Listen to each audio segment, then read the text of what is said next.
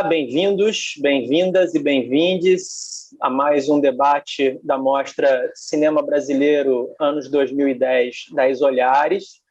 A mostra é composta, como seu título diz, por 10 programas, cada um deles escolhido e pensado e colocado de pé por um curador ou uma curadora diferente, e cada um desses programas, então, que compõem a mostra, está sendo realizado um debate com a mediação e a participação direta do curador ou da curadora responsável pelo recorte, conversando com convidados sobre os temas que estão ali latentes nesse recorte, que está presente aqui no material da mostra, no site da mostra também, um texto de introdução de cada curador, que fica presente na parte voltada para cada olhar. Também a gente tem um catálogo em PDF completo, virtual, para download gratuito, onde tem todo o material, não só de cada um dos 10 olhares, mas também materiais mais amplos sobre a produção brasileira de cinema na década de 2010. Bom, hoje a gente vai estar conversando com o Rafael Parodi, que é o curador responsável por esse recorte, chamado Desvios do Contemporâneo, e a gente tem como convidados, para nossa alegria, a Patrícia Mourão e o Marcelo Ribeiro. Eu vou apresentar brevemente os três aqui com uma breve bio, e em seguida passo a palavra para o Rafael, que, como curador responsável pelo recorte, vai levar o papo adiante, mediando as participações da Patrícia e do Marcelo. O Rafael é pesquisador e mestrando em meios e processos audiovisuais pela ECA USP, atuou como crítico, colaborador em diversas revistas e publicações, como a Revista Cinética, a Revista Janela, o Jornal O Popular, entre outros, e é curador, produtor e realizador, nascido em Goiânia, Goiás. Produziu e programou diversas mostras de cinema, sendo que desde 2014 é um dos diretores artísticos e coordenador da programação internacional do Fronteira Festival, e, além disso, produziu vários curtas e longas metragens, tendo também dirigido 2 curtas, o Bom Dia Santa Maria e o Membi, que passaram numa série de festivais nos últimos 2 anos.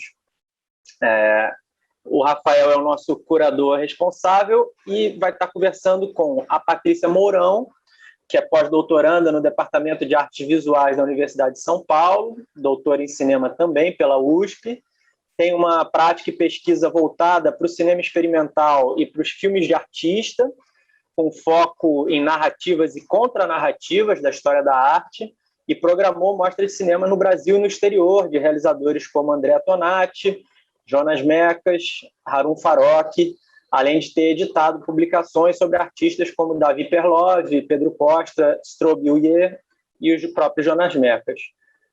Seus textos já apareceram em revistas como Zoom, Select, Film Quarterly e Framework Journal. E o Marcelo Ribeiro, professor de História e Teorias do Cinema e do Audiovisual na Faculdade de Comunicação da Universidade Federal da Bahia. Ele coordena o grupo de pesquisa Arqueologia do Sensível, desenvolvendo e orientando pesquisas sobre imagem, história e direitos humanos, entre outros temas. Ele é também autor e editor do Incinerante. Essa é a nossa mesa virtual de hoje, e é uma alegria, inclusive, desse evento, entre tantos problemas da gente estar tendo que realizar o evento todo online. Uma coisa boa é que a gente justamente pode ultrapassar aí algumas fronteiras locais e regionais e ter uma série de convidados espalhados pelo mapa do Brasil ao longo dos 10 debates. Então, hoje é uma alegria a gente ter juntado aqui Patrícia, Marcelo e Rafael, a quem eu passo a bola agora e a missão da mediação da mesa daqui por diante. Bom debate a todos. Olá, bem-vindo a todos e todas. Queria agradecer primeiro ao convite, né, para estar exercitando esse olhar aí como curador da mostra. Agradecer a Patrícia e ao Marcelo por a gente poder estar tendo esse bate-papo aqui. Como o Eduardo já disse, eu acho que muito do que enfim, o que eu tenho dito sobre esse recorte está no texto que está disponível. Então, eu pretendo, a princípio, passar um pouco sobre ele, falar um pouco sobre esse recorte, e aí a gente começar a bater um papo mesmo com Patrícia e Marcelo. Uma das coisas, é difícil dar conta de uma década como a de 2010, que foi um período de produção muito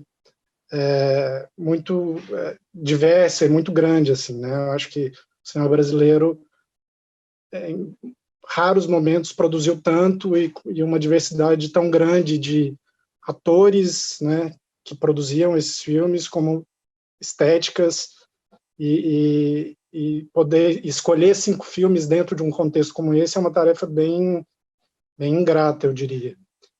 A gente, a princípio, começou a trabalhar com um recorte maior de 10 filmes e pensando outros, tentando pensar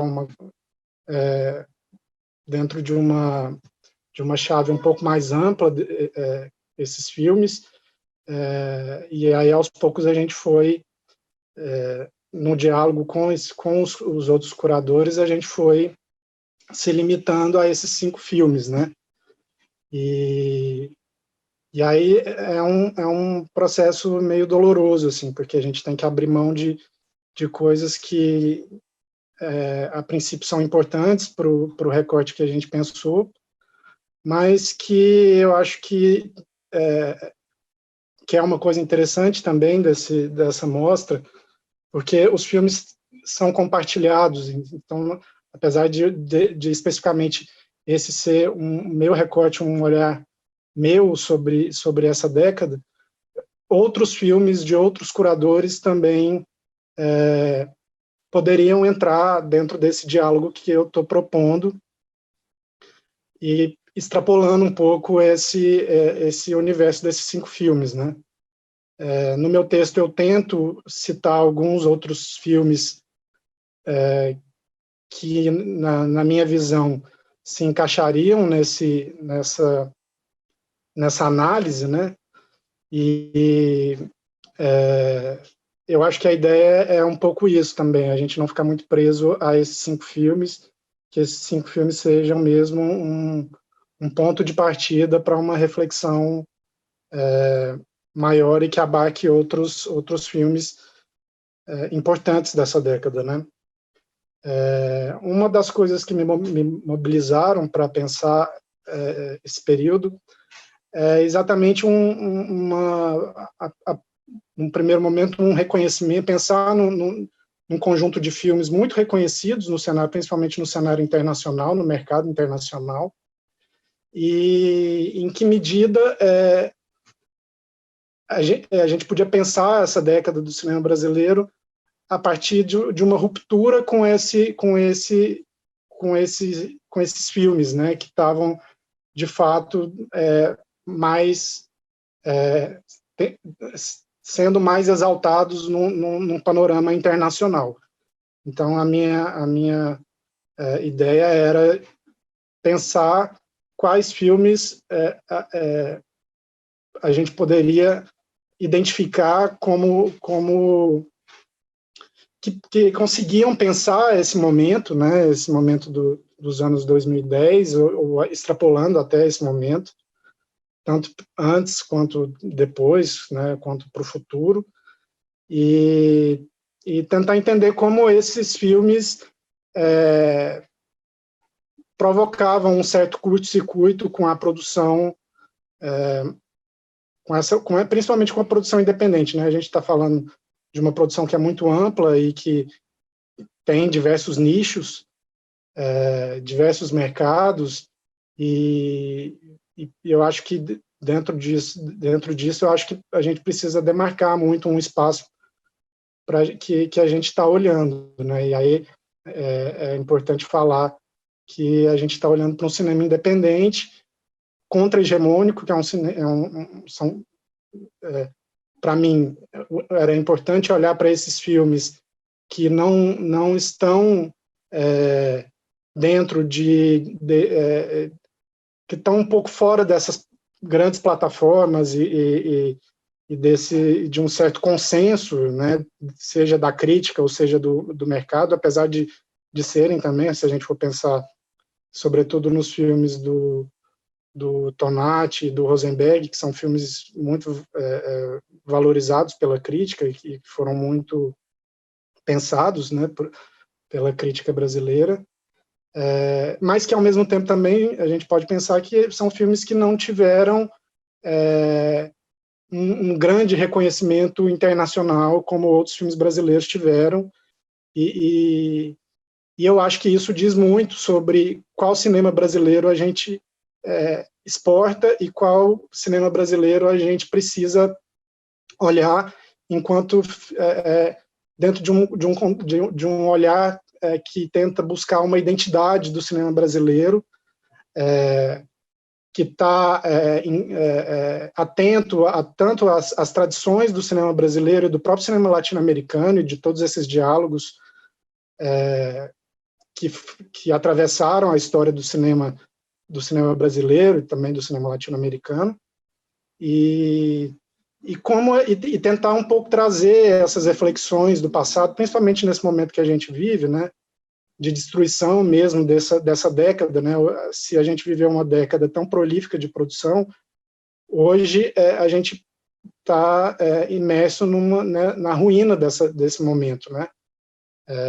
E onde os horizontes são muito turvos e a gente não consegue enxergar muito um futuro para isso.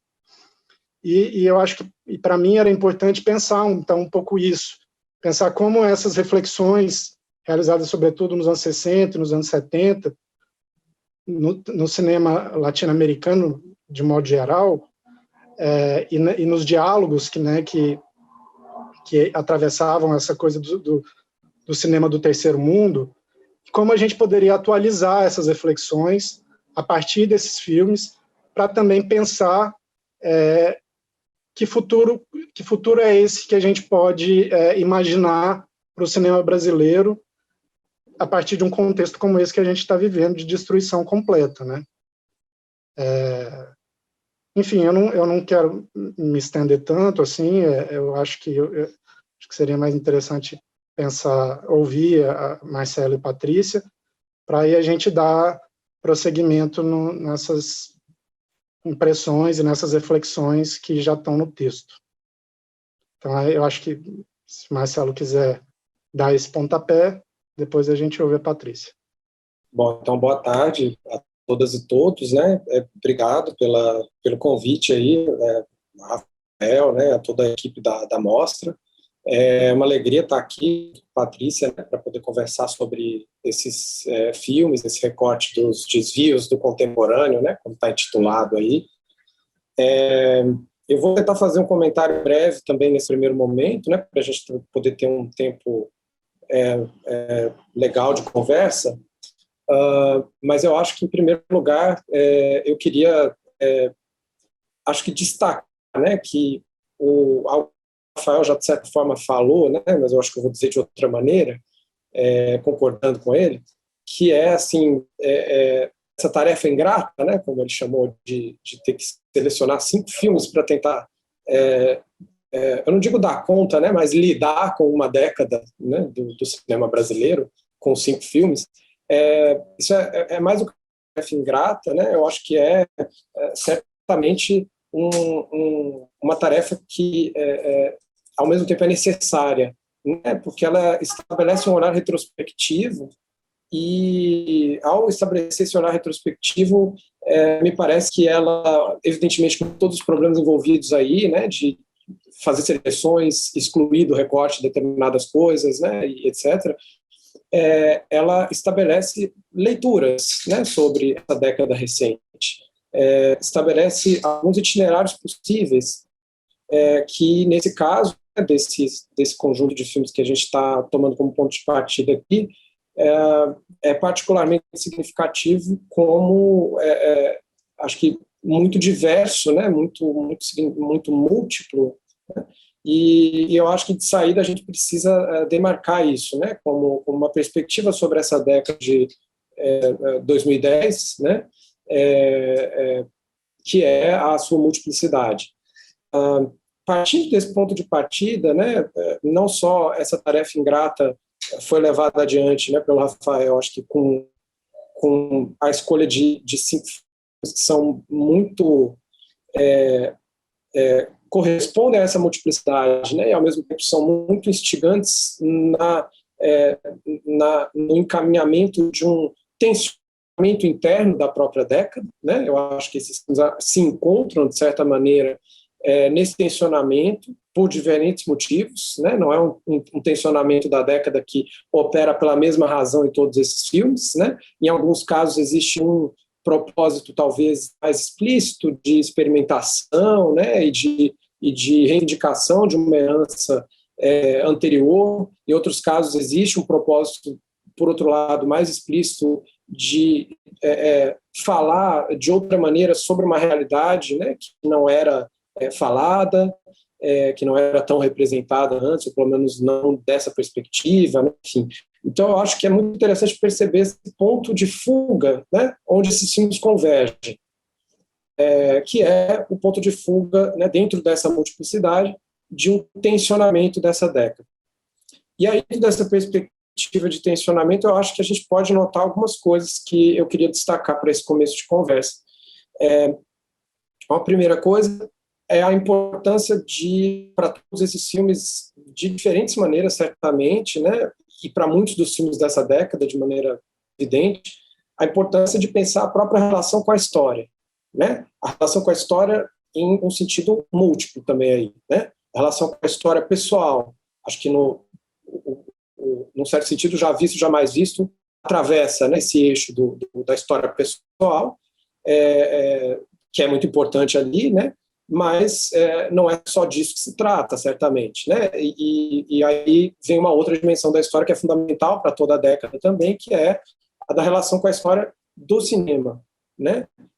Pensar essa relação é algo que vários dos filmes dessa década se dedicaram a fazer, e por várias razões, né? Seja porque parte desses filmes vem de contextos universitários, de um contato com a pesquisa, de um trabalho também com curadoria, com programação, que implica um engajamento de pesquisa também, né, no trabalho com o cinema, seja por outros motivos, né, porque a necessidade de interrogar o cinema aparece de outras formas, mas é muito interessante observar que a história do cinema também se torna, né, uma questão para esses filmes, para essa produção.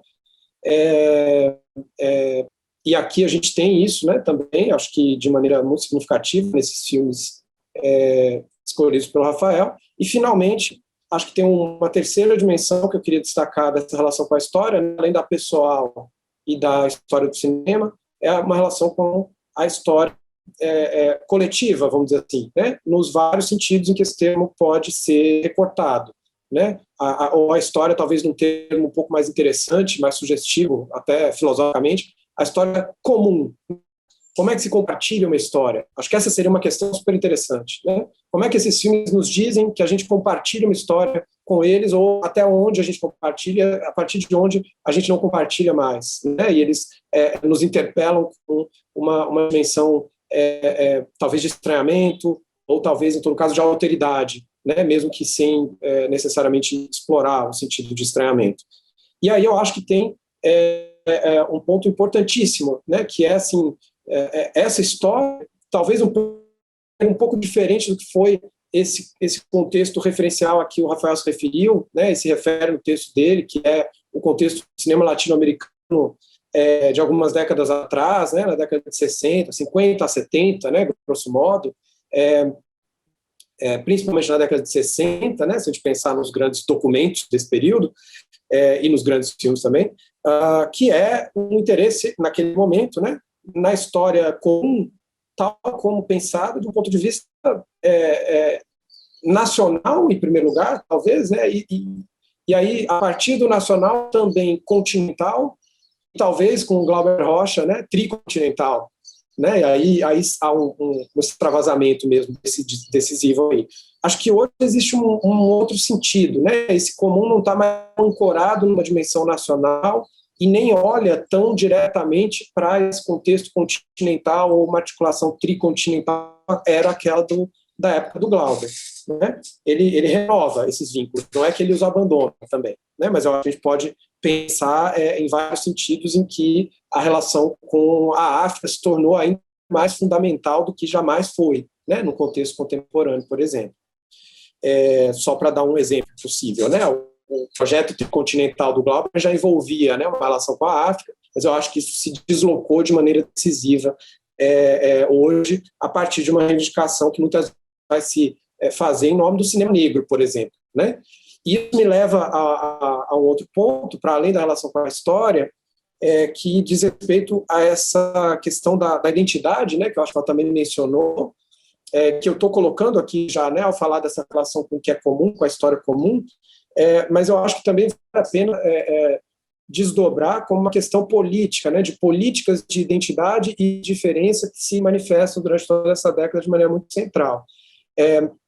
Evidentemente, os filmes não são redutíveis a políticas de identidade, né, e eles interessam muitas vezes justamente porque eles confrontam e problematizam classificações mais estanques, né, que muitas vezes são consagradas de um ponto de vista estratégico, né, nas políticas de identidade, mas ao mesmo tempo eles estão numa relação muito produtiva, me parece, com isso, né, e eu acho que essa relação que é muito produtiva está particularmente presente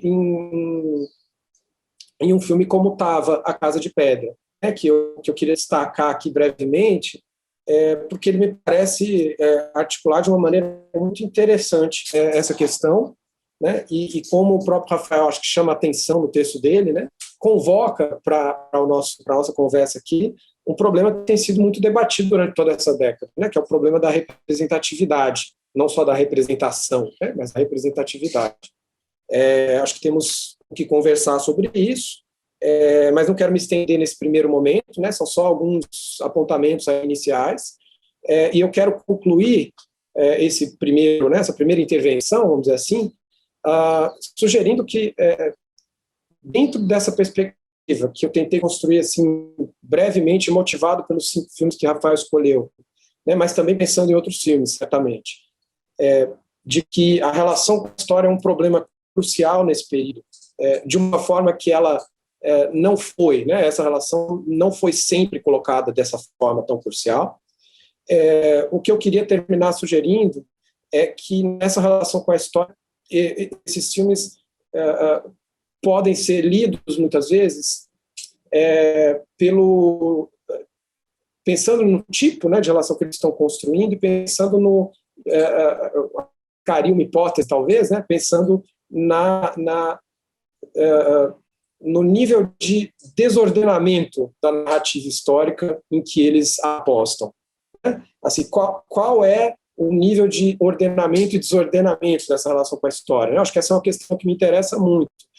São filmes que não estão interessados em narrar ou reconstituir histórias de maneira fechada, organizada, linear, né? Discursivamente interpretativa, digamos assim. Não é uma história interpretativa, é uma história em movimento e muito instável no seu movimento. E aí eu acho que a minha aposta, para formular ela de uma maneira que acho que tem mais a ver com o que eu tenho pensado também recentemente, é a aposta de que esses podem ser entendidos pelo tipo de relação anarquívica que eles estabelecem com a história. Né? Assim, eu quero introduzir esse termo, né, sem tentar defini-lo nesse momento, só para deixar a sugestão de que talvez ele seja uma das pistas interessantes a perseguir num pensamento sobre essa década. Enfim, obrigado, espero não ter me estendido demais e vamos adiante na conversa. Olá, prazer estar aqui com vocês, reencontrar Rafael, Marcelo, Eduardo, obrigada pelo convite, e enfim, um obrigado sincero mesmo, porque sobretudo nesse momento, assim, um convite ao diálogo, né, e não só um convite para responder a algo, para falar sobre algo, parece muito especial, assim, nesse momento em que, nesse momento de tão poucos diálogos, de tão pouca troca, de tanto fluxo, de tanta imagem, eu fiquei muito feliz quando o Eduardo mandou o convite falando que, enfim, o Rafael queria conversar comigo e com o Marcelo. Assim, acho que esse direcionamento também é muito pouco banal. Assim, a ideia de que conversamos com alguém, não só falamos por uma tela e para um monte de corações que aparecem aqui e ali, ou não. Mas então, enfim, obrigada pelo convite e pela oportunidade, assim, de rever, né, e não estar só, assim, mais no fluxo de imagens, o excesso de programação, o excesso de falas, de lives, etc. Essa pausa parece um pouco providencial. E vou tentar um pouco responder e colocar algumas questões aqui para a conversa, que a gente está começando. Mas, enfim, vendo os filmes e lendo o texto do Rafael, e com essa ideia assim, muito forte, né, de que é um desvio do contemporâneo, eu acho que eu fiquei um pouco assombrada ou ocupada com uma pergunta, né? Como que um desvio do contemporâneo não é uma fuga para o passado, mais um movimento em direção a outros contemporâneos, ou outras possibilidades de contemporâneo. E porque me parece que nessa programação, acho que o Marcelo tocou um pouco nisso, né?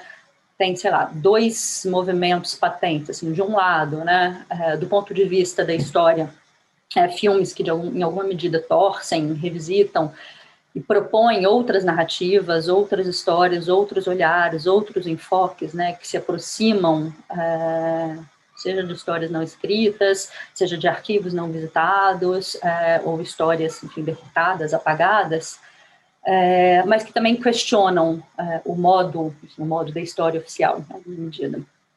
Aí, de novo, aparece um pouco como, talvez, o exemplo mais paradigmático e bonito, não mais bonito, mas assim, um modo muito bonito de lidar com isso. Mas também, enfim, no filme do Rosenberg, tem ali no início aquela figura do índio paraguaio, que vai questionar um pouco essa ideia, né, da vitória, o que é essa vitória brasileira. E de um outro lado, assim, se a gente tem, né, do ponto de vista da história do século XX, ou da história latino-americana, né, que a gente tem os filmes que reposicionam ou questionam a história, de um ponto de vista estético, acho que é muito claro a escolha do Rafael e por esses filmes de voltar a gestos e formas do passado, gestos estéticos e formas estéticas ligadas a uma tradição de cinema moderno, brechtiano, de distanciamento, estranhamento, mas muito identificadas ali nos anos 60, né, nos 60 e 70, a gente vai pensar no Rosenberg, com essa coisa mais teatral, impostada, no Tonati, até a presença dessas duas figuras, né, que vêm de um outro momento do cinema brasileiro, que nos abandonaram nessa década também, né, a gente está falando, é muito forte essa ideia de olhar para o cinema da década e entre 5 filmes ter 2 cineastas que faleceram nessa década também. Mas, enfim, eu acho que tem esses filmes que, em alguma medida, recuperam, né, e reivindicam essas formas do cinema do século XX, mas também, e não apenas essas formas do cinema, mas também um legado filosófico, artístico, que defende a poesia contra a barbárie, que vê na poesia uma potência libertária, face à opressão, o que está, de fato, muito presente, de novo, no Rosenberg e no Tonati, e que é, enfim, um legado de matriz muito eurocêntrica também. Importante marcar, assim, isso. Mas, enfim, está ali no Rosenberg, mas acho que também está no Tonati, quando ele traz o Moravia no fim, do Já Visto, Jamais Visto.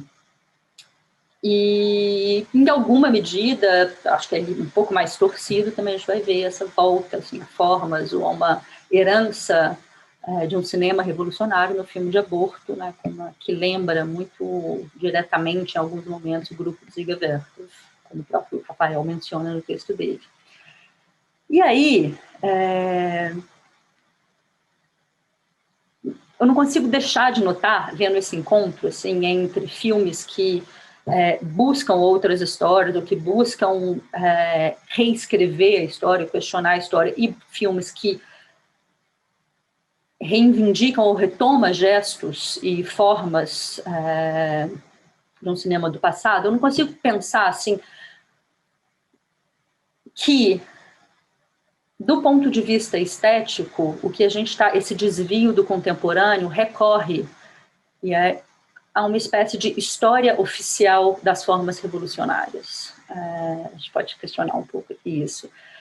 Mas, em alguma medida, o próprio Rafael usa a ideia de um maneirismo, no início do texto ele fala disso, mas é como se a gente estivesse tomando, né, reivindicando ali uma forma de ruptura que também já foi canonizada, ou que já está escrita, e que, no seu momento original, tem uma potência contra o establishment, que vem, inclusive, da surpresa, mas hoje em dia ela já é, enfim, escrita, a gente reconhece isso nos filmes. E aí é uma pergunta, enfim, reformulando a pergunta que eu fiz aqui no início, né, como...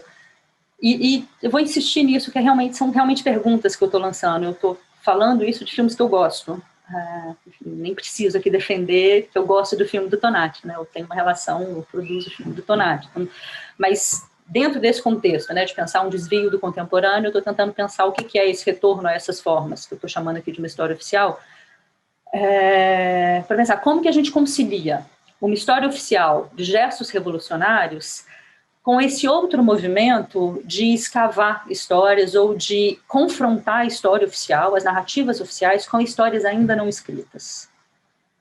Não sei se está meio claro, mas eu acho que assim, me parece algo interessante assim, da gente pensar. E aí é menos uma provocação do que um protesto, mas eu não posso deixar de notar que nessa programação, em alguma medida, reproduz algum dos apagamentos que aquela história oficial produziu, notadamente a ausência de mulheres entre as diretoras. Enfim, a gente tem a Patrícia Ferreira como co-diretora, mas me parece uma programação muito masculina, não só dirigida por homens, mas com muitos personagens masculinos. E aí eu tenho a sensação de que a gente tem uma espécie de desvio problemático do contemporâneo. Eu acho que desvios podem ser sempre muito potentes, mas se tem algo que me parece muito importante de ser mantido, sustentado, defendido e expandido dessa última década, é a presença de, enfim, diferentes sujeitos históricos no cinema brasileiro, não só das mulheres. Então, enfim, faço essa...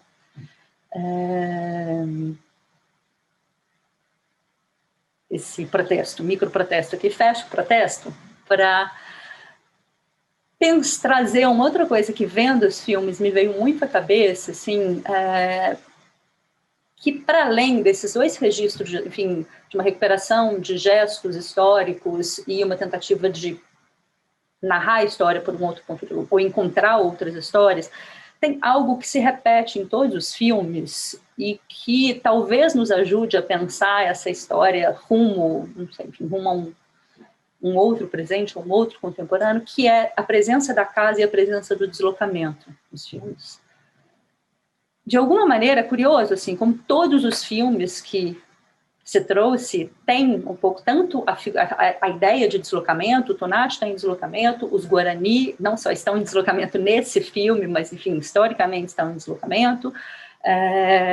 No Guerra do Paraguai tem o deslocamento da trupe de teatro, e sempre o deslocamento está relacionado a uma relação com a raiz, com a casa, com a terra, com a história também.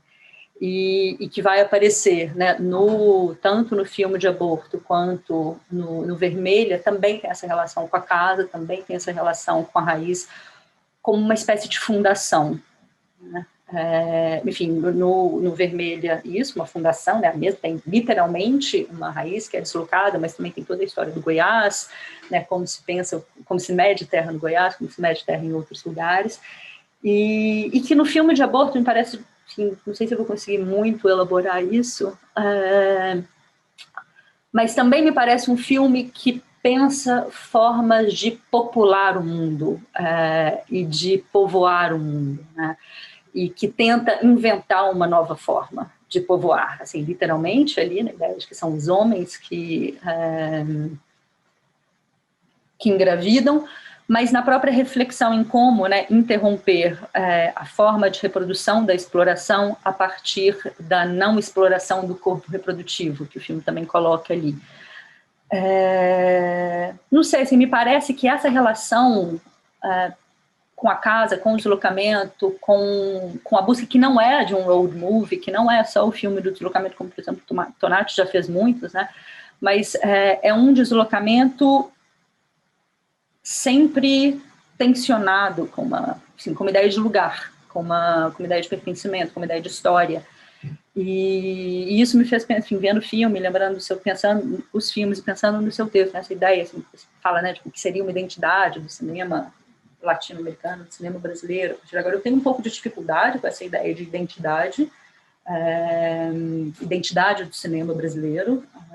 Acho que eu prefiro pensar um pouco mais... Acho que seria bom a gente sair das armadilhas que uma identidade de cinema nacional trazem para a gente, mas como talvez a gente pudesse tentar pensar, chegar aí a partir dessa ideia de movimento, deslocamento, casa e como isso se projeta para o futuro, né? E eu acho que no próprio filme do Tonati também tem algo que se lança para o futuro aí, né? Tem uma criança, né? Você tem a volta à Itália, a volta à origem, mas a construção de uma casa no Brasil, uma criança. Enfim, não sei, acho que eu estou jogando muitas coisas aqui para a gente conversar.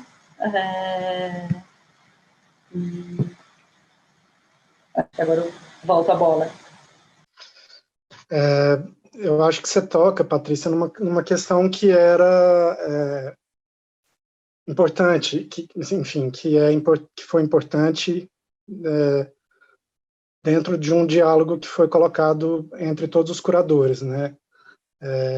A mostra, ela sempre se colocou como esse lugar de serem 10 olhares que, em alguma medida, menos do que dá conta, como Marcelo fala, tentam lidar com essa década, né?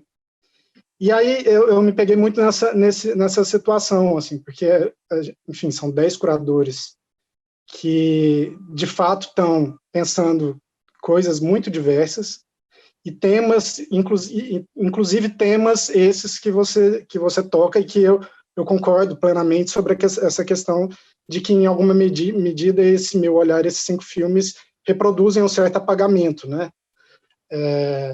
Mas, ao mesmo tempo, quando eu fui fazer essa seleção, porque na minha lista anterior de 10 filmes, por exemplo, tentando me justificar aqui, mas tentando pensar também na mostra como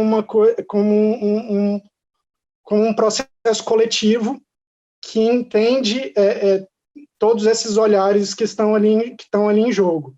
Então, eu estava lidando com olhares da Janaína Oliveira, do Heitor Augusto, da Kênia Freitas, da Amaranta, do pessoal do Cachoeira Doc, enfim, uma multiplicidade de olhares que, de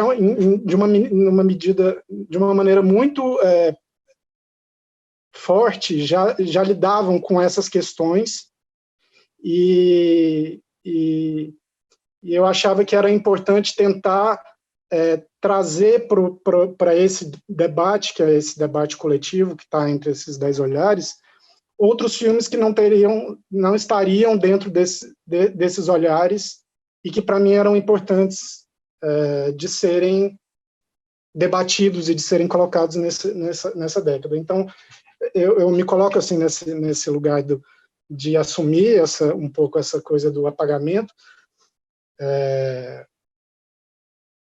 pensando que a única mulher é a Patrícia dentro de uma codireção com outros 3 homens, de não ter nenhum cineasta negro também, apesar de ter... A gente pode... Assim, o Getúlio é um homem negro da periferia, e o Lincoln é um homem branco da periferia, mas a minha tentativa era um pouco de lidar com algumas... de lidar um pouco com alguns olhares já muito estabelecidos sobre a periferia. Então, o meu desejo de olhar e de selecionar esses filmes era de tentar tensionar um pouco esses lugares já muito estabelecidos pelo cinema brasileiro, em alguma medida, né? Porque isso não eu acho que eu tentei marcar muito isso no meu texto, de que isso não era uma coisa exaustiva, exatamente por isso, porque na medida que você vai escrevendo e pensando, você sempre chega a becos sem saída para tentar lidar com isso tudo, né? E é difícil, assim. Eu acho que esse recorte ele sempre vai ser problemático em alguma medida, porque ele vai excluir coisas e vai deixar de olhar para outras. E nesse sentido eu confiei muito no olhar dos outros curadores, como sendo reivindicações importantes e complementos importantes para essa década. Enfim, tinha a escolha do Rosenberg e do Tonati. Você fala de uma visão muito eurocêntrica também, né? E que eu também concordo e enxergo nisso. Se a gente for pensar não só neles, que são realizadores importantes, que dentro da história do cinema brasileiro, que produziram nessa década, mas não só eles, né, como o próprio Bressani, o Geraldo Sarno, o Sarraceni também, que morreu nessa década e que ainda produziu, acho que um filme importante que é O Gerente, o Neville d'Almeida, enfim, vários outros cineastas que tiveram uma relação importante com a história do cinema brasileiro, e que eu acho que tem uma produção nessa década que tenta tensionar um pouco essa coisa do contemporâneo, que eu em alguma medida tentei, não sei se de uma maneira muito clara ou muito... Enfim, eu acho que eles, de alguma maneira, tensionam um pouco essa ideia do contemporâneo. Quando eu acho que a gente tenta buscar alguns parâmetros para entender essa produção do cinema contemporâneo, aí eu falo um pouco do maneirismo, de fato a gente pensando muito nessa coisa de que o cinema brasileiro do novíssimo tinha muito forte nessa ideia, sobretudo dos procedimentos, dos dispositivos, mais do que da lida com a forma em si, e eu acho que isso era em alguma medida uma cobrança que a crítica e o próprio que eu acho que era reivindicado para o cinema brasileiro essa coisa de fugir um pouco desses filmes processos que foram tão fortes no novíssimo e que eram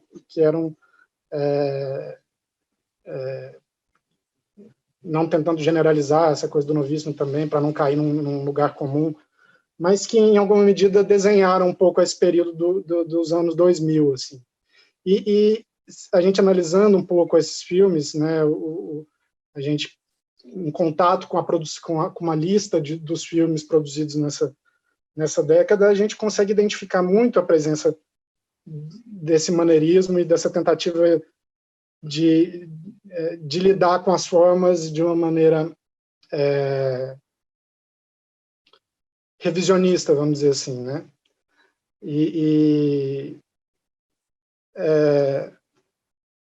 Eu acho que quando eu penso um pouco nessa questão do cinema latino-americano, é menos uma coisa nostálgica de uma ideia ultrapassada de América Latina,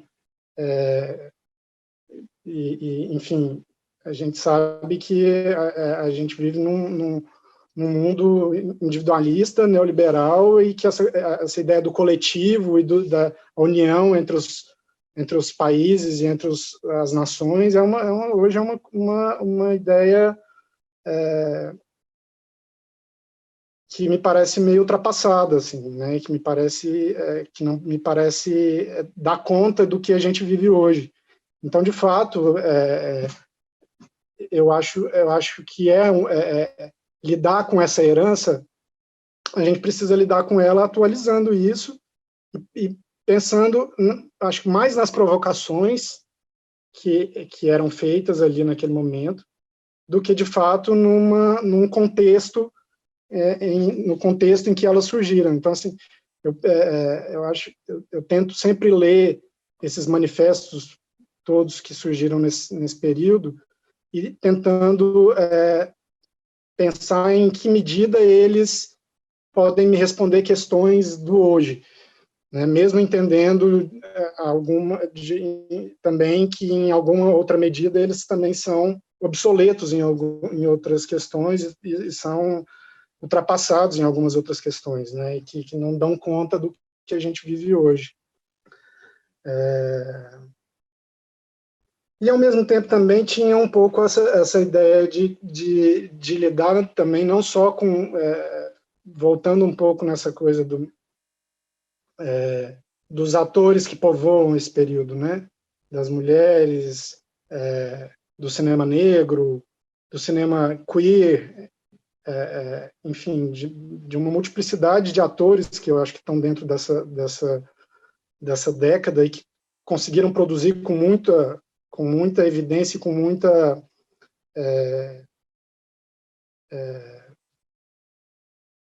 produziram muito, né? Como em nenhum outro momento, assim. Eu acho que pensar também muito na ideia da regionalização, assim, que permitiu uma produção que também era muito marginalizada e que, enfim, não tinha muito o seu lugar dentro do cinema brasileiro, dentro da própria historiografia do cinema brasileiro. A gente sabe muito bem que nas regiões centro-oeste e norte se produziram filmes nesse período, mas a própria historiografia do cinema brasileiro nunca se interessou, nunca deu conta desses processos, né? E eu acho que nessa década isso é um pouco tensionado, assim, né?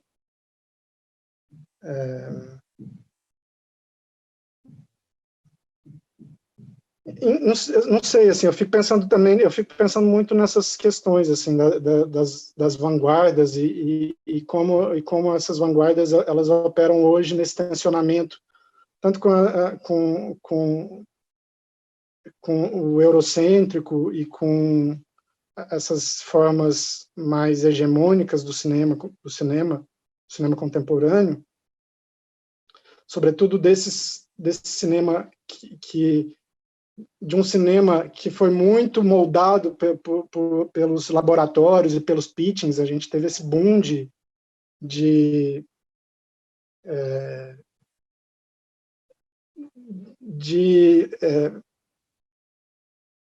enquadramentos de projetos que aconteceram nesse período, né?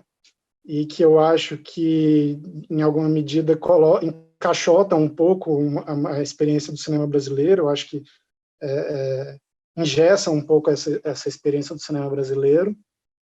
E aí, só para finalizar um pouco dessa provocação sua sobre a identidade, a identidade realmente é um conceito problemático, assim, mas quando eu pensei na identidade, eu não pensei muito no sentido estrito da palavra identidade como se fosse uma coisa só, mas pensando nas várias identidades, né, que compõem o Brasil, e que eu acho que essa década responde um pouco a isso, né, de que a identidade ela não é uma e ela se dá de uma maneira muito fluida e muito complexa também. Enfim, eu acho que eu tenho também mais questões, mais perguntas do que, de fato, respostas para essas coisas, né? Eu queria entrar na conversa, retomar a conversa, melhor dizendo, né? Eu já estou participando dela, destacando uma coisa que me parece bem significativa, se for para pensar a partir de um pouco do título, né, desse programa aí, Desvios do Contemporâneo.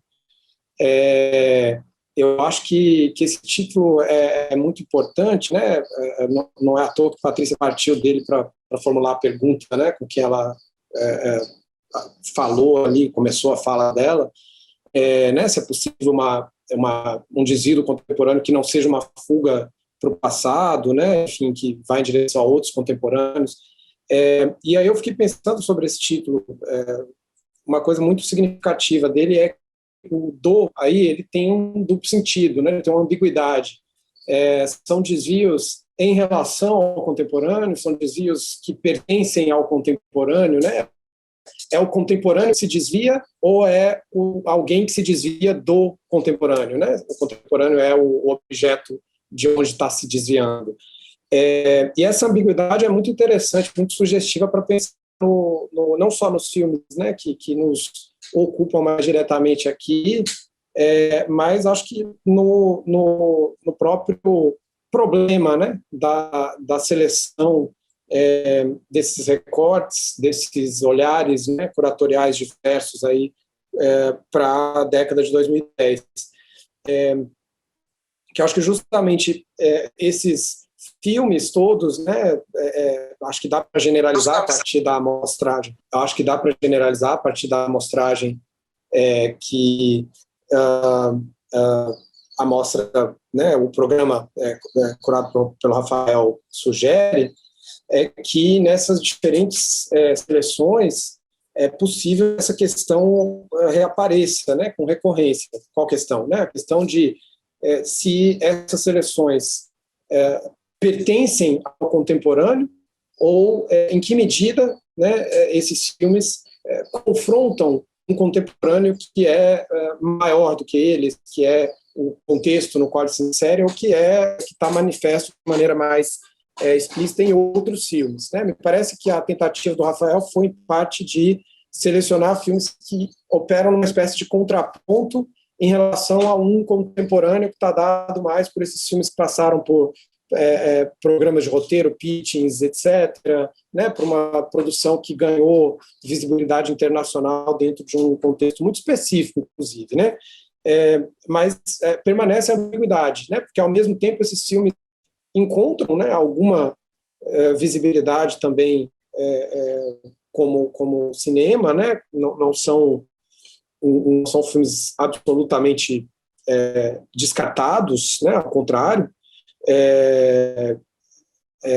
Mas mais do que isso, né? Eles fazem parte desse contemporâneo também de outras maneiras, né? E aí eu acho que a questão fica sendo como é que a gente recorta o que é o contemporâneo, né? Não só em termos temporais, mas como uma relação com o tempo, né? Eu acho que é um pouco por isso que eu estava destacando muito aquela questão da relação com a história,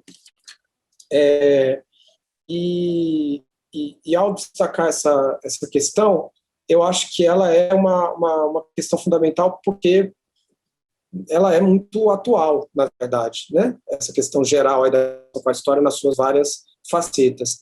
E ela é muito atual de uma forma que eu acho que esses filmes atualizam, né? Eles revisitam essa atualidade dessa questão da relação com a história,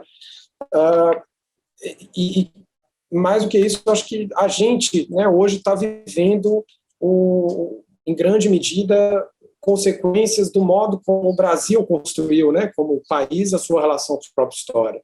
Né? O fato de não termos nunca nos resolvido, de fato, com os crimes perpetrados na ditadura militar, por exemplo, né, é um indício de que uma relação com a história mal pensada, mal resolvida, mal elaborada, tem efeitos muito concretos, né, no presente, e parte do que a gente tem vivido está relacionado com isso. Enfim, mas sem me perder, acho que tentando não me perder tanto, isso era uma coisa que me chamou a atenção, e eu acho que a ambiguidade, né, voltando a ela, dos desvios do contemporâneo, e eu acho que ela está relacionada também com essa questão que aparece aí na nossa conversa, que é a questão da representatividade, né? Eu acho que eu citei de maneira mais ampla, ela aparece de várias formas, aparece também no questionamento de Patrícia a respeito da quase ausência, né, e do apagamento do papel das mulheres, né, na produção cinematográfica dessa década, e eu acho que ela é uma questão muito importante, e é uma questão que a gente precisa trabalhar na sua complexidade, né? Ela não é uma questão simples, frequentemente ela é simplificada, né? Ela é deliberadamente simplificada por má fé, muitas vezes, né? Para descartar o questionamento da representatividade como uma coisa periférica, né? Para alegar que é uma coisa dos identitários, né? E que a gente precisa retomar uma verdadeira política não identitária. Essa seria uma possível leitura, mas eu acho que é uma leitura completamente equivocada, né, da situação. Mas eu acho que interessa colocar a questão da representatividade na sua complexidade, que implica, acho que, levar até o último grau, né, o problema que essa questão está colocando, que é o problema do lugar de fala, né, que é o problema do espaço de enunciação, que está sendo construído, né? E aí eu estou usando deliberadamente a expressão lugar de fala, porque eu acho que ela é uma expressão que se depositaram muitas dessas disputas, né? Ela foi investida de maneira muito central por todo um conjunto de civilizações nessa década, né? E ela foi investida de formas muito tensas, muito intensas e muito problemáticas à sua maneira também, né? E esse investimento no lugar de fala frequentemente está com base numa concepção de identidade que é ser a concepção que está em questão aqui, né? Que a gente não está querendo seguir adiante com ela, que é uma concepção estanque, né? Fixa, em que as identidades estão distribuídas previamente e o contato entre as identidades só se dá como dominação ou como exclusão. Né? Ele não é um contato em que o diálogo ou a mudança ou a transformação subjetiva, inclusive, né, pode ter o seu lugar. Contra essa concepção mais estanque, né, eu acho que boa parte dos questionamentos sobre o lugar de fala passam também, né, e envolvem de maneira a reconhecer a complexidade desse tema, né, a necessidade da gente lidar com a identidade como uma questão em aberto e como um problema que talvez seja menos de identidade no sentido fixo do termo e mais de identificações, né, no plural, e da mobilidade dessas identificações dentro de um jogo que é político também, mas que é, no campo do cinema, estético de maneira muito central, né? E aí eu acho que, enfim, teria muitas coisas a dizer sobre isso, mas eu queria destacar, eu acho que a centralidade da questão, ao mesmo tempo a necessidade de inscrevê-la contra uma concepção estanque de identidade.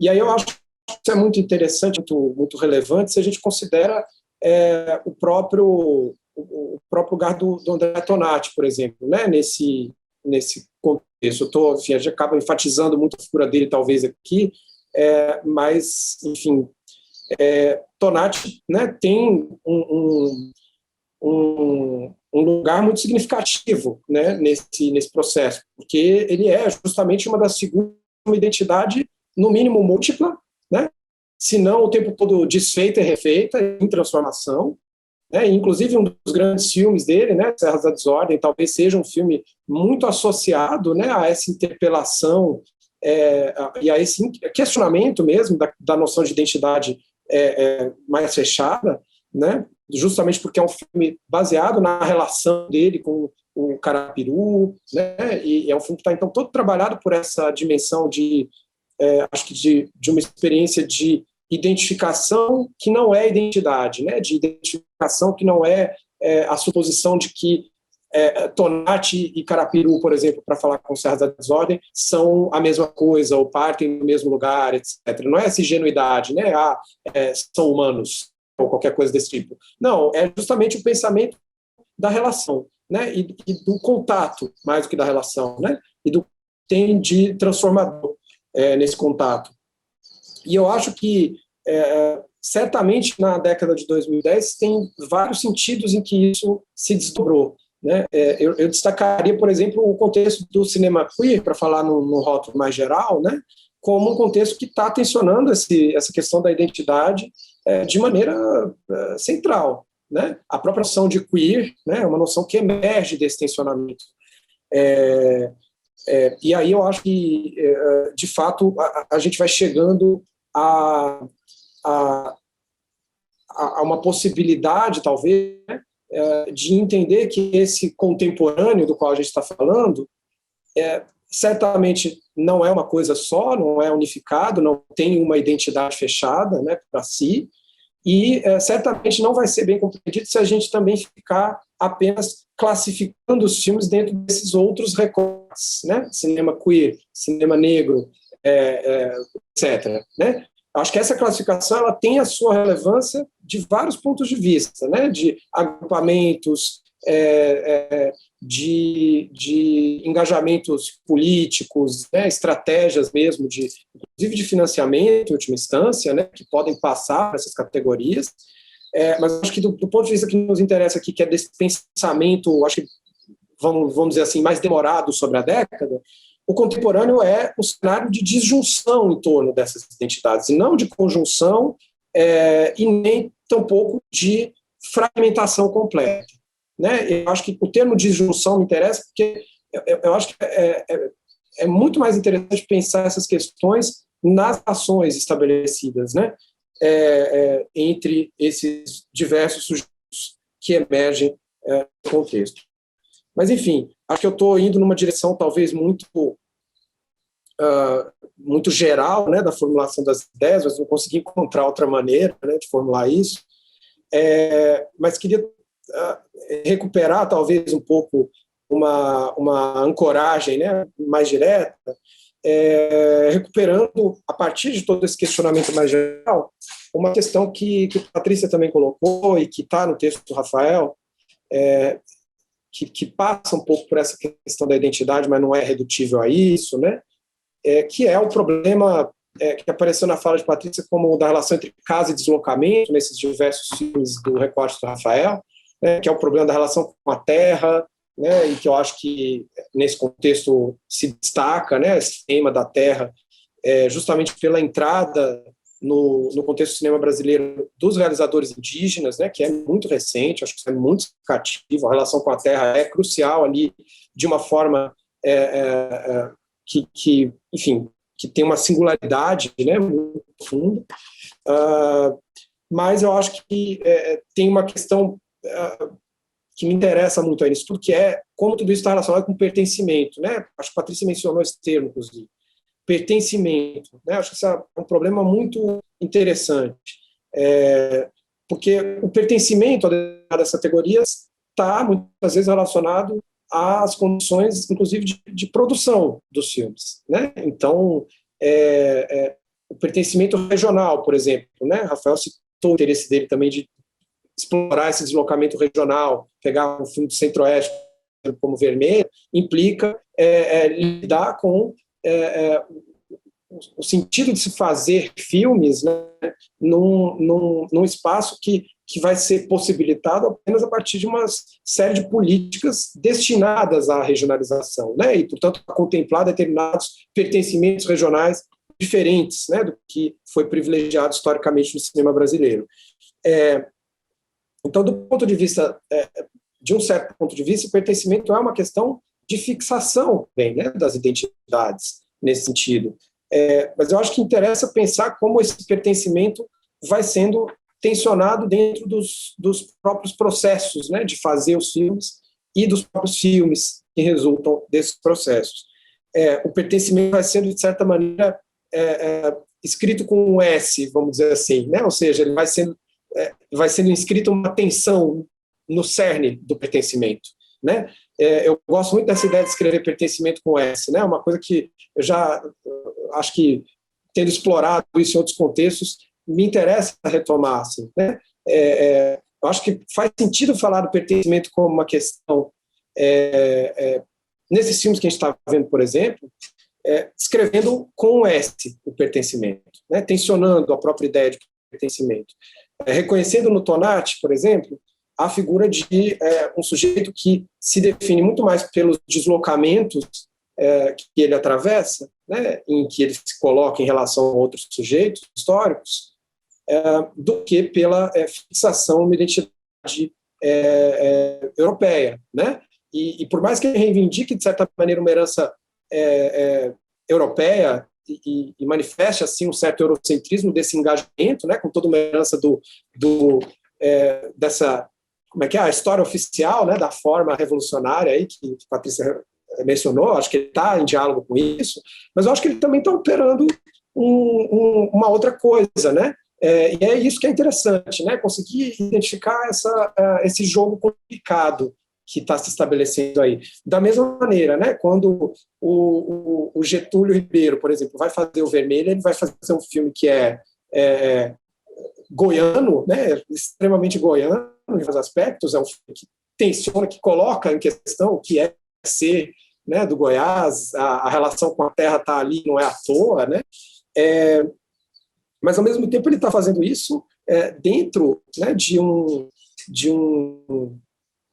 diálogo, vamos dizer assim, né, com tendências muito mais abrangentes, né? Enfim, acho que eu estou acabando me perdendo um pouco tentando falar mais dos filmes, né, mas acho que essa questão do pertencimento interessa muito a um olhar crítico sobre essa produção, né, dessa década, e é um olhar que me parece necessário para reconhecendo também essas lacunas possíveis, né, dentro de uma seleção de 5 filmes, evidentemente vai haver lacunas, mas, para além disso, lacunas possíveis no recorte da mostra, né, que a gente pode imaginar que possam ser identificadas depois, nenhuma seleção vai ser exaustiva, em momento nenhum. Mas, então, para além de pensar em lacunas, que eu acho que é a cilada da representatividade que pode estar aí, né, eu acho que interessa pensar esses recortes e esses trânsitos no contemporâneo, né, essas passagens pelo contemporâneo e esses desvios do contemporâneo, pelo que eles insinuam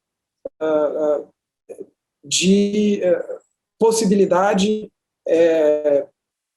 estética e poética, né, e criativa, inventiva. E eu acho que um filme como o do Rosenberg, por exemplo, Guerra do Paraguai, é um filme que tem uma tentativa ali, né, de atualizar diversas questões que vinham já dessas outras épocas do cinema, né, e principalmente do chamado cinema moderno, né. E aí, quando ele vai analisar isso, me parece um lance muito significativo.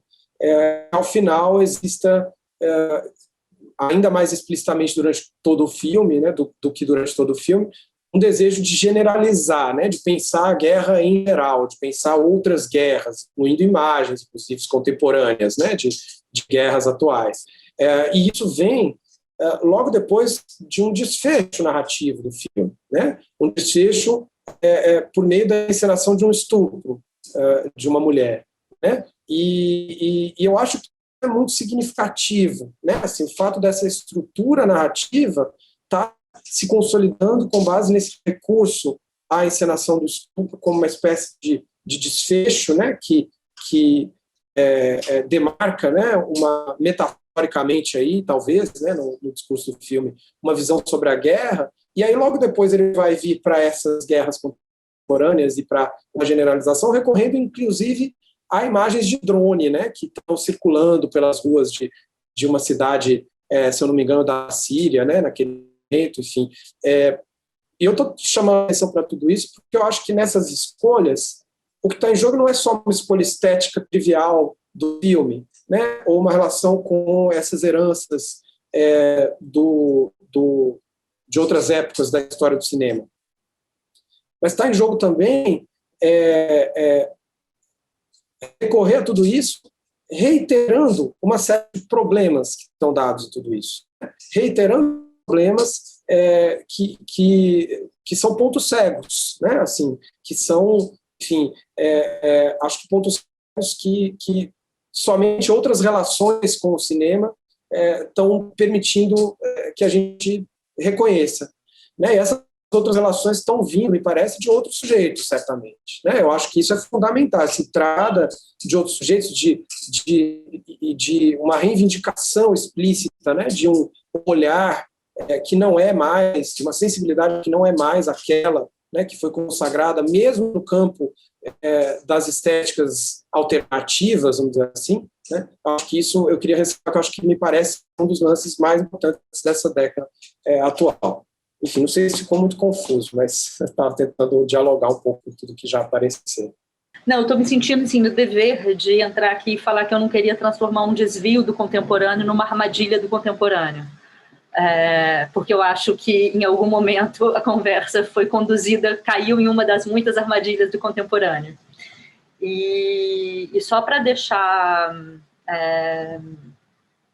enfim, para marcar isso, quando eu falo, eu não estou nem fazendo uma reivindicação de que tenham mais mulheres na mostra, nem acho que é uma questão de representatividade, mostras devem ter 10%, 10%, 20%, enfim, não é isso de trazer outras vozes, eu só chamei a atenção para algo que é óbvio que você sabia, eu tenho certeza absoluta que você não chegou nesse ponto da mostra sem se dar conta disso, mas só me pareceu que tinha uma relação ali, e isso eu acho que talvez eu fale muito por causa do filme do Rosenberg, eu vejo muito mais o filme do Rosenberg ligado a uma história oficial das formas e preso a uma história oficial das formas do que, por exemplo, o Tonati, que, enfim, se vai ter um Moravia ali, também tem um sonho entrando no meio, eu acho que o Tonati, enfim, ele flutua muito mais e se deixa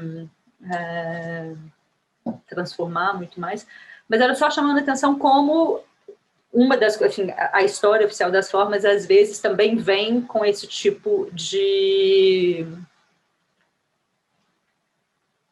não sei, nos coloca nesse lugar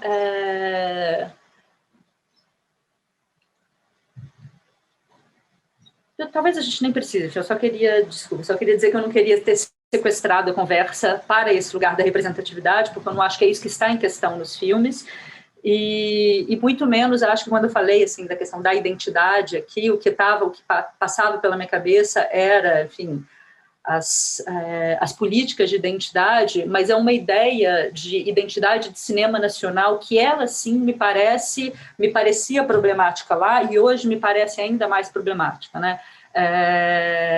Qualquer tipo de unificação de uma... Por isso que eu acho muito bonito, inclusive, são 10 olhares nessa mostra, né? Não é um olhar, não é o cinema dos anos 10, acho que a gente só pode falar em termos de multiplicidade. E, então, como a gente consegue falar, né, de um olhar, ou de uma entrada, ou de uma perspectiva, sem ter que postular de novo uma identidade para o cinema nacional? E talvez como a gente conseguiria pensar nisso numa espécie de implosão ou de convívio de diferentes cinemas, de diferentes perspectivas, sem que, enfim, sem em nenhum momento cair. É claro que quando a gente está falando aqui de Tonati, de Rosenberg, a gente não está falando de nenhum tipo de oficialismo, ainda que eu tenha falado de história oficial, mas como um cinema nacional sempre serve também, pode vir a servir a discursos oficiais. Então é só essa ideia que me parece, às vezes, não sei, arriscada. Enfim, só queria deixar claro que quando eu estava falando de identidade não era nesse sentido.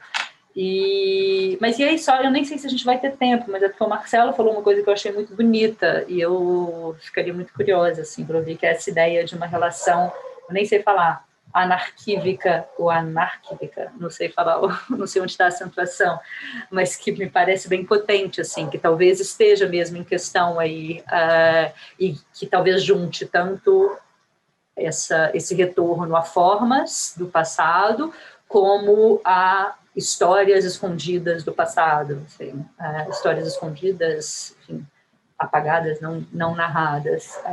E acho que isso me parece uma boa expressão para lidar assim, com esses desvios do contemporâneo que você trouxe, assim, que esse programa traz. Eu não sei se tem tempo, Marcelo, entrar nisso. Acho que eu vou falar rapidinho, se tiver, tá chegando aos 70 minutos, então tá legal, acho que dá para a gente conversar. Eu vou tentar ser rápido também para Rafael poder, acho que, entrar de novo e, enfim, vocês falarem mais, porque mais bom. Olha, a noção aí, né, de anarquívico, acho que o acento está no I mesmo, é uma noção que eu tenho tentado trabalhar para pensar várias coisas, né? Eu acho que ela me parece sempre muito sugestiva, particularmente para pensar o modo como determinados filmes, e aí eu não estou pensando só no cinema brasileiro, certamente, né, se apropriam de material de arquivo, propriamente, né? Então, assim, o contexto inicial, digamos assim, né, que eu colocaria isso, mas ela me veio à mente diante desses filmes, porque eu acho que, num sentido expandido, né, pensando o arquivo da história, né, e como ele se sedimenta, se deposita, se registra em rastros nos filmes, nas paisagens, né, na terra, esses filmes todos me parecem estar colocando, de alguma maneira, essa questão da relação que a gente estabelece com esse processo, né, de sedimentação dos traços da história e de arquivamento, de certa maneira, né? E aí eu acho que tem muita coisa em jogo, mas eu arriscaria, para ser mais sucinto, talvez uma hipótese, né? Que é a hipótese de que sempre que há um arquivo, né, sempre que algum arquivamento do mundo ocorre, então, portanto, sempre que há algum filme, né, a gente tem uma violência anarquívica acontecendo ali, que é a violência da exclusão de outros traços, né, do apagamento de outros traços, falando em termos muito gerais, né? Essa violência anarquívica está na origem do próprio arquivo, né? E aí o que eu acho que é interessante em vários desses filmes é o gesto, e não só nesses filmes, né, mas naquilo que poderia ser um conjunto mais amplo aí de filmes que estão trabalhando com esse gesto de retomar histórias apagadas, de buscar narrar a partir de outros pontos de vista, né, e introduzir novas sensibilidades e novas perspectivas. Acho que sempre está em jogo aí, em primeiro lugar, reconhecer a violência anarquívica, né, reconhecer que algo foi excluído antes, reconhecer essas exclusões não simplesmente para descartar tudo em bloco, né, e dizer, não, porque houve a exclusão, não há nada ali mais, né, a gente precisa de algo completamente novo, até porque isso seria impossível, né, não dá para apagar a história. Mas não apagar a história é também não apagar os seus apagamentos, né, e aí é que essa relação vai adiante. Ela não é só uma relação, e aqui eu acho que eu estou pensando nesses filmes como um conjunto, né, mas o valor disso nos filmes varia. Mas ela não é só uma relação de reconhecer a violência anarquívica e, portanto, a partir daí fazer alguma coisa. É uma relação que reconhece essa violência originária do arquivo e que vai tentar confrontá-la, né? No caso do Rosenberg, uma confrontação a partir de uma outra herança, de um arquivo talvez alternativo dessa história das formas revolucionárias, enfim, a herança brechtiana, né? Toda uma série de recursos que são bastante antigos até, né? Esse é um recurso, né? O recurso de buscar, portanto, uma história alternativa, talvez, das formas, né? E, portanto, o arquivo alternativo. Mas acho que em outros filmes o arquivo alternativo é tão precário, né, que está sendo construído pelo próprio filme, como é o caso do Tava, A Casa de Pedra, né? O arquivo alternativo ele é resultado de uma violência ainda mais brutal nesse caso, né? Ele não se constituiu como arquivo de fato, na verdade, né? Ele está no testemunho oral, na memória, ele está numa outra esfera que o filme vai arquivar. Então aí vem um outro gesto que eu acho interessante, que é dessa relação anarquívica, além de reconhecer a violência, tentar produzir novos arquivos, né? O cinema indígena me parece estar muito interessado nisso, mas também acho que outros filmes com outras perspectivas vão explorar isso de várias formas, né? De certa maneira, o que o Tonashi está fazendo pode ser lido assim, no Já Visto, Jamais Visto, né? Eu acho que no outro universo, no outro recorte, mas acho que pode ser lido, em parte, assim. Só que aí recriando as próprias imagens, né? Ele recria as imagens que ele tem. Dá a ver uma outra visibilidade, né? Mas no caso do Tá, você tem uma produção de imagens, assim como no caso de um outro filme recente, por exemplo, A Morte Branca do Feiticeiro Negro, né? Do Rodrigo Ribeiro, você tem uma tentativa de se apropriar de um arquivo histórico absolutamente violento, que é o da escravidão. E aí, novamente, você vai precisar produzir algo novo ali, porque você não tem um arquivo alternativo. Mas, enfim, então, você vem do reconhecimento da violência anarquívica para uma tentativa de confrontá-la, produzindo os arquivos, e aí uma outra tentativa que eu acho que seria de devolver a violência anarquívica para o próprio arquivo. Né? Ou seja, você devolve, você duplica, você pega o arquivo e desmonta ele e viola a integridade do arquivo. Né? Eu acho que tem um trabalho que faz isso de maneira sugestiva num contexto completamente diferente dos que a gente já está aqui, que é o do Histórias que o Nosso Cinema Não Contava, né, da Fernanda Pessoa, que é um trabalho de desvirtuar o arquivo cinematográfico brasileiro para contar uma outra história que ele supostamente não contava, né? Não contava, está entre parênteses por causa dessa dualidade, né? No título do filme. E aí você está devolvendo a violência contra o arquivo para tentar anarquivicamente, digamos assim, tornar reconhecível alguma outra coisa, né? Narrar uma história que foi soterrada, que foi silenciada. Enfim, acho que já me estendi muito, né? Não era a ideia, mas é um pouco para tentar complementar a partir do que Patrícia retomou, e eu acho que tem muito a ver com várias das questões que a gente conversou, mas não vou ficar falando não, porque acho que é mais interessante ver o que vocês acham, o que Rafael acha, talvez, o que Patrícia acha, a partir de tudo isso que eu estou falando. Eu gostei muito de ouvir o Marcelo, fiquei pensando como até no próprio filme de aborto, né, você tem um pouco aqueles áudios que a gente não sabe exatamente como foram registrados, aquela história oral ali que um pouco atravessa o filme, que a gente não sabe de onde ela vem ou como ela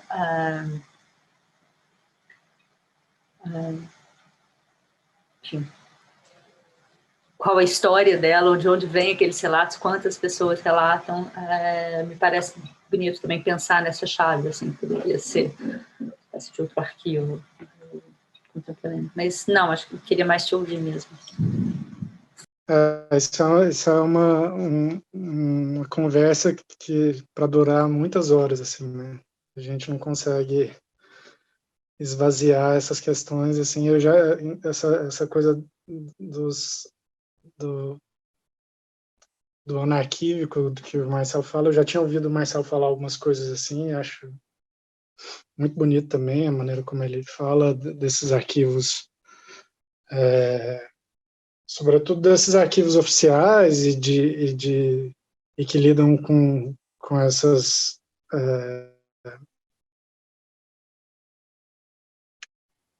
com esses arquivos de guerra, sobretudo, que era uma coisa que eu já tinha ouvido o Marcel falar muito em relação a essa coisa do anarquívico e tal.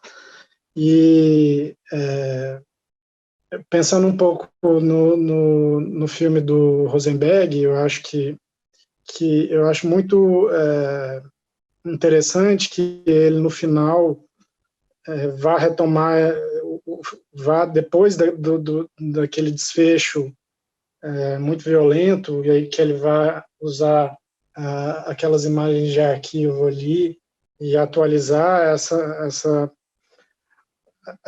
e, na verdade, eu acho que vai muito confrontar o que ele já tinha colocado ali a partir de uma ideia de até meio romântica da maneira como ele lida com a poesia e com as questões da guerra, e que como aqueles arquivos no final vão vão confrontar o que estava posto ali no filme, né? Até o desfecho final. E acho muito boa também a lembrança da Patrícia sobre o filme de aborto, assim, que eu acho que também é uma maneira de colocar esses arquivos, que a gente não sabe em que medida que eles são arquivos, ou enfim, são, mas não estão dados como, obviamente, como arquivos ali, então acho que a gente já está chegando no nosso limite de tempo, né? Enfim, é muito difícil exaurir. Eu falo muito porque a escrita do texto foi um processo de luta, tanto com o limite do espaço do texto, quanto com os próprios filmes, e tentar lidar com esses outros filmes que também estavam ali. Então, eu acho importante que a gente consiga olhar para esses 10 olhares de uma maneira complementar, e acho que é importante que isso esteja evidente na mostra em si, né? E que esses olhares de fato se complementem e dialoguem e criem curtos circuitos entre eles e criem outras visões, enfim, sobre essa década. E eu acho que é isso. Eu acho que ao longo da própria mostra, eu acho que essas coisas vão se tensionar mais ainda, né? Quando a gente vai vendo os filmes em conjunto ou em relação aos outros, eu acho que isso cria novas formas de apreensão em relação a isso, né? Queria ver se Marcelo e Patrícia querem finalizar e dizer mais alguma coisa. Bom, vou eu, então. Não, só terminar agradecendo, enfim, a conversa, o convite, as tensões, e parabenizar também. Parabenizar não só o Rafael, mas o esforço todo da mostra. Acho que em qualquer esforço retrospectivo já é sempre difícil. Acho que um esforço retrospectivo da década de 2010 é desesperador. Assim, porque me parece que a gente tem realmente um arco aí, que é um arco e exatamente em uma década, né? Assim, um arco que começa de ter sido novíssimo, de ter todo o futuro pela frente, e agora de ter todo o passado pela frente. E ainda mais, enfim, me parece que é uma década do cinema, muito, como todas são únicas, mas essa em especial, né, pensar que talvez tenha uma geração aí que, em muito tempo, foi uma geração que, talvez a única, que entrou para o cinema, ou que começou a fazer cinema acreditando que se poderia fazer cinema no país, né? Ou que se poderia fazer cultura no país. E de repente, vem toda essa derrocada, e que é uma lama, assim. Então só posso dar parabéns para qualquer pessoa que tenta fazer uma retrospectiva mergulhada na lama, sabe? E conseguir ter qualquer tipo de clareza ou qualquer tipo de coragem para jogar alguma coisa para o debate já é muito merecedor dos meus agradecimentos de todo mundo. Mas obrigada e parabéns. Eu acho que, enfim, assino embaixo aí de tudo que a Patrícia acabou de dizer.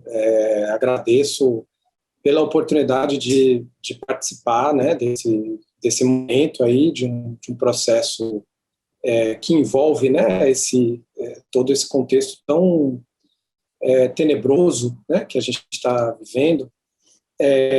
E parabenizar, né, pela realização da mostra, pela proposição do debate, Rafael, né, pelos riscos assumidos e pelo esforço investido aí na composição desse recorte dos desvios do contemporâneo. Patrícia também, né, pela imensa sensibilidade aí, enfim, pela perspectiva crítica. Eu aprendi muito ouvindo vocês dois, né? E, enfim, além de reiterar todos os agradecimentos, eu queria dizer que não saiu da minha cabeça, durante toda essa discussão, uma definição de contemporâneo da qual eu gosto muito, que é do Agamben, do George Agamben. E ele tem um ensaio, né, o que é o contemporâneo, em que ele diz, num determinado momento, ele dá uma definição bem sucinta, né, mas que me parece muito significativa, que é contemporâneo é aquele que mantém fixo o olhar no seu tempo para nele perceber não as luzes, mas o escuro. Eu acho essa definição e tudo o modo como ele trabalha nesse ensaio ainda mais impressionante, né, e instigante. Mas eu acho que essa definição, com o risco de estar convocando, né, um autor que também tem lá o seu nesse eurocentrismo persistente, né, dos nossos tempos, mas é uma definição que convoca justamente a gente a tentar perceber não as luzes, mas o escuro, portanto, não as luzes emanadas pelo pensamento eurocêntrico, talvez, mas o escuro que ele deixa, né, como rastro do que ele apagou. E acho que essa talvez seja uma tarefa até, né, não só uma vontade, mas uma tarefa política e estética super importante. Então, eu queria lembrar, né, desse ponto e dizer que acho que a mostra, de certa maneira, vai, ao mesmo tempo, falar de várias luzes, né, talvez algumas luzes de vagalume, sobretudo aí nesse processo do cinema, não tanto as luzes ofuscantes das grandes produções, né, mas certamente ela vai nos ajudar a pensar e talvez a ver um pouquinho do escuro dos nossos próprios tempos. E quem sabe assim a gente possa, né, encarar e lutar por outros tempos e um novo tipo de vida em comum, né, nesse momento tão difícil do Brasil e do mundo. É isso. Só para finalizar, eu também queria agradecer muito vocês dois e eu acho que muito importante é que essa mostra, esse conjunto de filmes e outros que inclusive não estão aí, e toda essa reflexão em torno disso possa fazer a gente pensar no que vai ser do nosso futuro e o que a gente quer para esse futuro do cinema brasileiro, e não só do cinema brasileiro, mas para o nosso futuro enquanto sociedade, enquanto país, né, e de que modo a gente vai seguir rompendo determinados modelos e construindo outros e propondo novas maneiras de continuar vivendo, né, de continuar produzindo e de continuar e de não matar o que a gente vinha construindo até hoje, né. Acho que esse é uma questão que vai assombrar a gente aí por esses anos, até que a gente consiga, de fato, voltar a andar com mais clareza e tranquilidade. É isso, obrigado a todos e a todas que estiveram aqui com a gente. E assistam aos filmes que compõem a mostra e compõem os outros olhares também. E um abraço a todos.